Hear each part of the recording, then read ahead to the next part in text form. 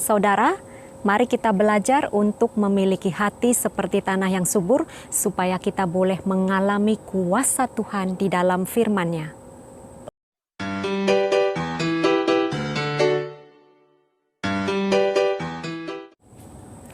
Halo pendengar Sabda Rohani dimanapun saudara berada, apa kabarnya? Semoga saudara semua selalu dalam keadaan baik dan sehat.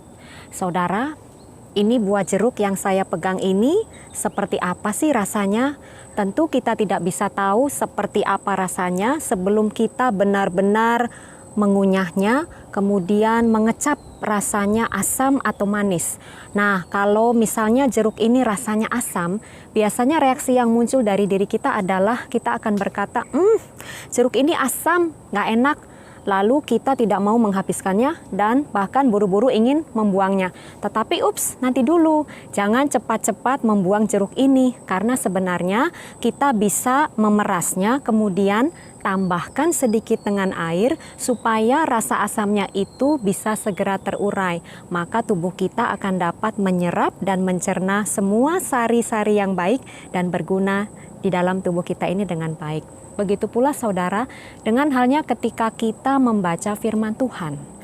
Satu saat kalau kita menemukan kata-kata Tuhan yang kedengarannya itu tegas atau keras atau sulit untuk dilakukan, kadang-kadang kita memunculkan reaksi-reaksi spontan yang seperti ini. Gak bisa ini, terlalu sulit untuk dilakukan. Atau ketika misalnya kita membaca kisah-kisah dalam perjanjian lama tentang kehidupan para nabi atau kisah tentang penciptaan, ada juga reaksi-reaksi yang spontan yang muncul seperti ini kan udah zaman dulu, nggak relevan lagi dengan zaman sekarang. Ataupun ada juga yang berujar, ini kedengarannya seperti dongeng.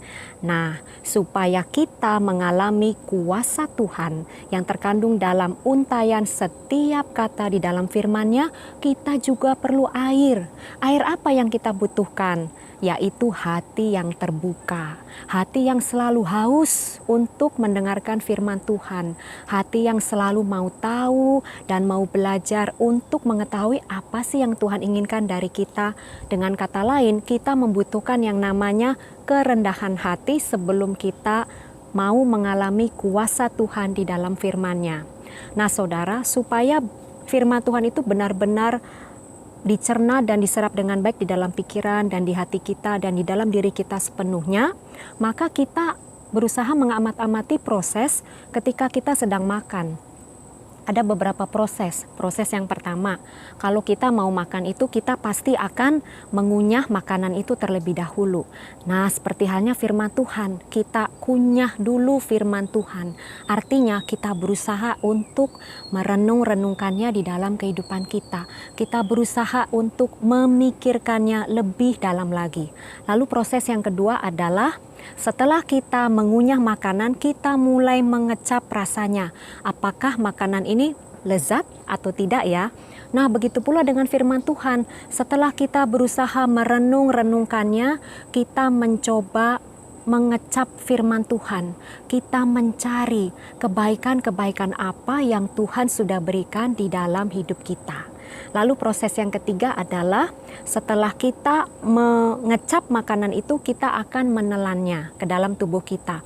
Begitu pula dalam membaca firman Tuhan, ketika kita sudah merenung-renungkannya, ketika kita sudah mengecapnya, sudah mencari dan menemukan kebaikan-kebaikan Tuhan, maka kita mau menerima atau memasukkan firman Tuhan itu ke dalam pikiran, kemudian ke dalam hati kita. Kalau sudah demikian, maka proses yang keempat adalah setelah makanan itu ditelan ke dalam tubuh kita, tubuh secara otomatis akan mencerna, kemudian menyerap segala sari makanan untuk disebarkan ke seluruh tubuh kita.